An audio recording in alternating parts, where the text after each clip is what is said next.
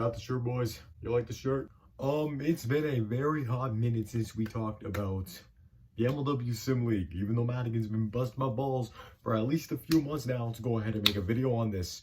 Madigan, this is for you, bud. We are going to actually, I'm going to give a little bit of a summary ever since then, and especially, emphasis on the last 24 hours, because a lot of stuff has come about. So I'm going to give the best summary I possibly can, but we are going to get right into this. Welcome back to the AJ Plays channel, guys. My name is, my name is J.A. AJ, that was one of your worst intros yet. Anyways, MLW Sim League, so we're gonna get right into it. So 2025, I believe if we're thinking about major things that happened, Metro Magic come off a World Series win. They decided to retool their team, not exactly rebuild, but Dark has the feeling that he wants to win with different players now on his team.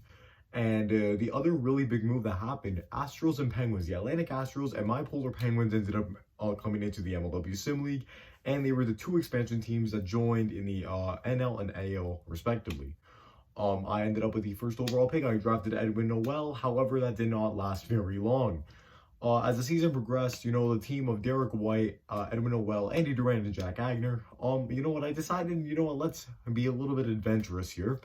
And I turned the, Edwin Noel into Dallas Allen, multiple draft picks, and Austin Montes. Long story short, at the end of the season, Madigan, the Sim League commissioner with a core that was led by Trevor Bonham on the mound, and then also led by a hitting core with a new, now revitalized star in Brendan Jorgensen, assisted by Tommy Coughlin, and Miyuki Hayashi. I'm sorry, the brain's not processing that right now, but that core ended up winning a World Series for the Mallards, and that would lead us into the 2026 season, where, did I forget to mention that Dark decided to blow his team up? The Metro Magic decided to blow up. They entered their next rebuild phase as Cheetam was traded away to the Wildcats. Warda ended up getting traded away to the Cobras, if I remember correctly.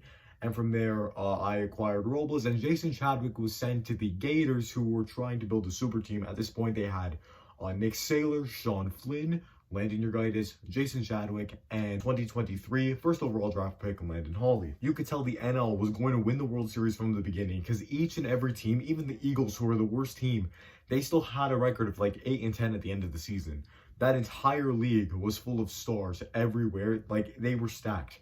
Meanwhile, the best team in the AL finished with a record of 9-9, if I remember correctly. It's insane. The NL just had a lot more well-rounded and developed teams that, you have the Gators powerhouse, Mallards coming off a World Series championship, D-backs who recently went to a World Series, the Astros who tanked, and now they have probably the best first overall pick in MLW Sim League history, and the Eagles who are now just they're still competing. They have Edwin Noel, Grant Miller, they have young guys. Their rebuild is semi-complete.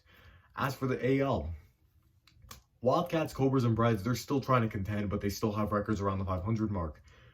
Magic are trying to tank. My Polar Penguins, ladies and gentlemen, I felt the need to trade Jordan Robles because he was starting to regress. So this is where AJ this is where I screwed up.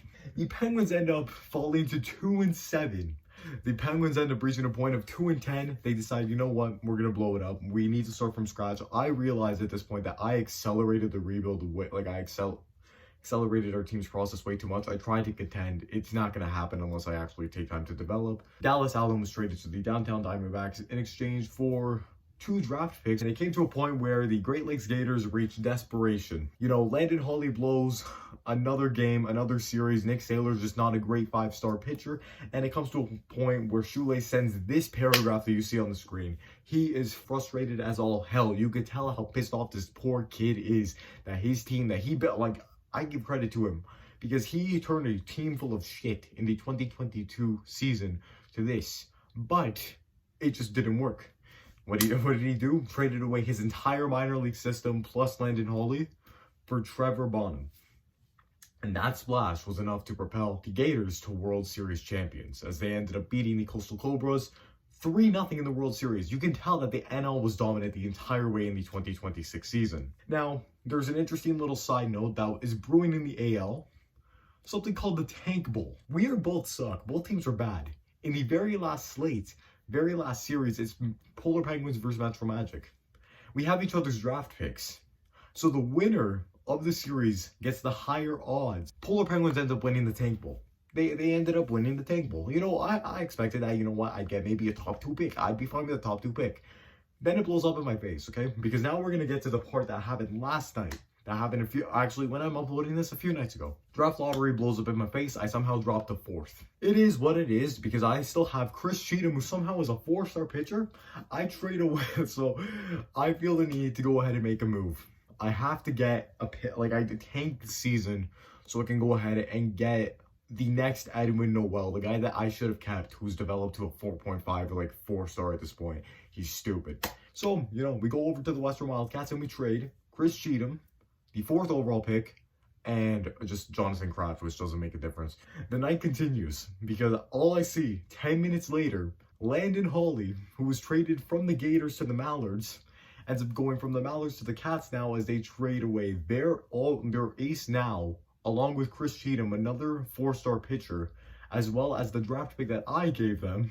They flipped that over to the Midwest Mallards. So you can see that, you know what, at this point, assets are being flipped around for pieces that teams need. Midwest Mallards feel the need to bolster their lineup. So rumors were flying about that they would acquire a now 5-star, the best hitter possible. The best hitter in the Sim League to this point, and that is Zach Whalen, a 5-star hitter now with the Pacific Predators. Oh my god, he told me the original details of the deal ended up falling through, but long story short, the MLW Sim League, that's the point that it's at right now.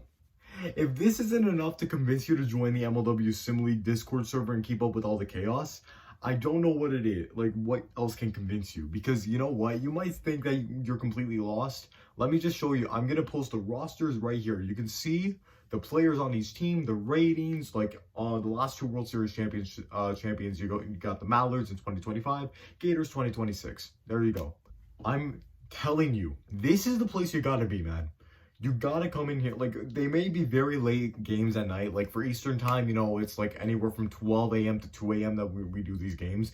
But it's so much, like, I swear, this is a great community to be a part of. All these guys, I'm trying to give back to them right here because they all put so much time and effort. Like, they literally paid for a website to be made. There's a website in the description down below for you to see all the stats, the standings, everything involved with the MLW Sim League. There's all kinds of stuff like that down there in the description below. They put so much effort into this. I'm trying to give back, man. I'm trying to like promote their content here and what they're doing because you know what? It's insane. Giving up so much time out of their day to make pretty much MLW The Show 2023 because we don't have one of those. We don't have an MLW The Show yet. Madigan's come to the rescue. Matthew Madigan, this guy, we gave him a lot of credit before. Him and now his co-commissioner, NDD/Goofy/ Nick Sailor doesn't exist / whatever name he goes by in the MLW Discord server, because at this point we are lost based on the Discord reacts. Those guys, along with so many others who do the scorekeeping and all the managers and owners of each team, they're so dedicated to this. And you know what? They really do their best to really make this league realistic and just make it absolute entertainment. I'm telling you, if you're an MLW fan and you are looking to get involved with the community, you're looking to interact with everybody, you know what? This is the better place one of the best places to start. Obviously, the MLW Discord, you can join that. That's in the description below. The Sim League, however, that is just, it's like every night I feel like I've grown a bond with these guys, even though I live like in a different country. I live in a different country than these guys, and it's insane. But like, I've still grown a bond with them because it's just like we spend late nights over fake wiffle ball. It's insane, but it's just like it brings us together, and I love it. Heavily encourage you guys all to join, and I'm telling you, the MLW Sim League is only gonna get crazier from here because like this is just getting stupid at this point. Link in the description to join the MLW Sim League if you haven't yet. Thank you guys so much for watching this video. I'm going to see you guys all next time. Peace out.